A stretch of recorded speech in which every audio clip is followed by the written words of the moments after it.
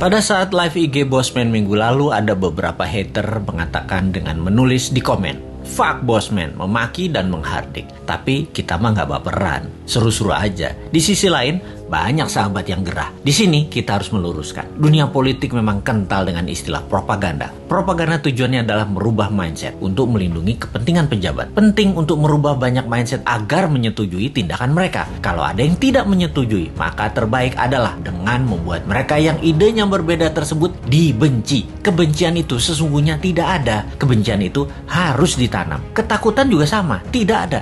Ketakutan itu harus ditanam. Itulah senjata buzzer. Kebencian dan membuat ketakutan.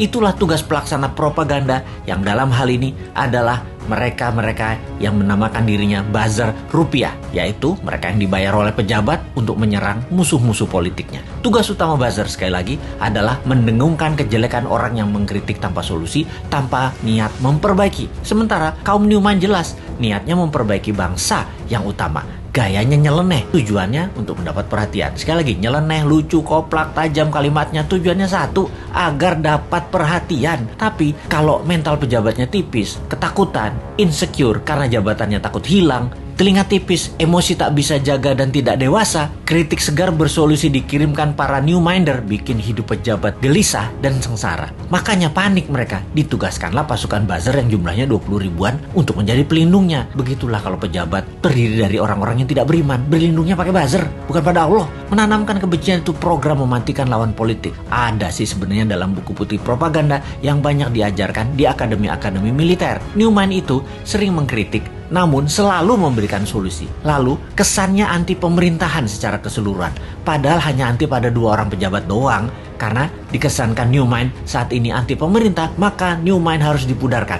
Siapa yang melakukannya? Yang melakukannya adalah penggemar pejabat penguasa saat ini yang kebanyakan berciri-ciri, yaitu minoritas orang tajir beragama minoritas. Nah, kalimatnya ya, maaf kurang ajar ya, tapi saya nggak mau basa-basi. Atau yang mayoritas latar belakangnya namun terkena propaganda yang akhirnya tidak menyukai sisi seberang yang di framing jualan agama ke Arab-Araban plus dibungkus budaya Arab. Maaf, sekali lagi kalimat Bosman ini kali ini vulgar. Daripada basa-basi, mendem-mendem, mau realitanya gitu. Jadi begitu berhasil menggiring opini yang menganggap Bosman anti pemerintah, maka otak bawah sadar banyak orang digiring lagi oleh buzzer. Digeneralisir, Bosman itu oposisi, pendukung kadrun, dan pendukung partai kalah perang, Demokrat dan PKS. Cara kerja buzzer menggiring opini masyarakat memang begitu dan berhasil hingga saat ini membelah bangsa Indonesia menjadi 2. Sangat berhasil.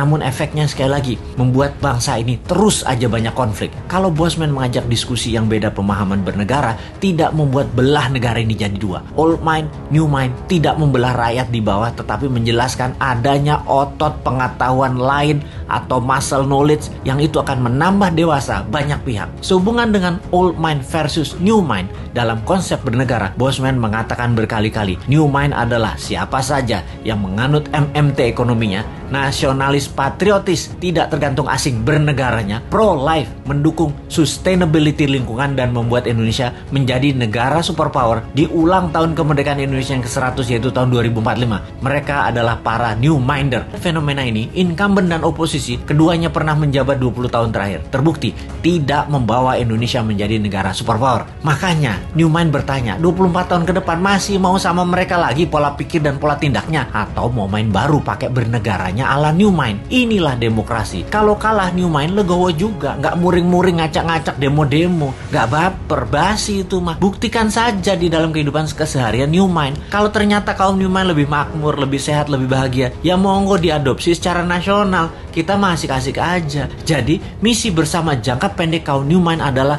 mempromosikan konsep ini ke 250 juta saudara sebangsa dan setanah air. Jadikan bahan diskusi, rembukan secara masif, dan akhirnya kesempatan itu akan dibuktikan di kotak suara tahun 2024. Kalah menang bukan masalah, itu demokrasi. Pertanyaannya sekarang, bagaimana caranya 250 juta orang mengenal dan memahami konsep new mind dalam waktu cepat? Urusan suka nggak suka itu nomor 2. Yang penting masuk dulu dan difahami. Ada saran nggak ya supaya new mind bisa sukses?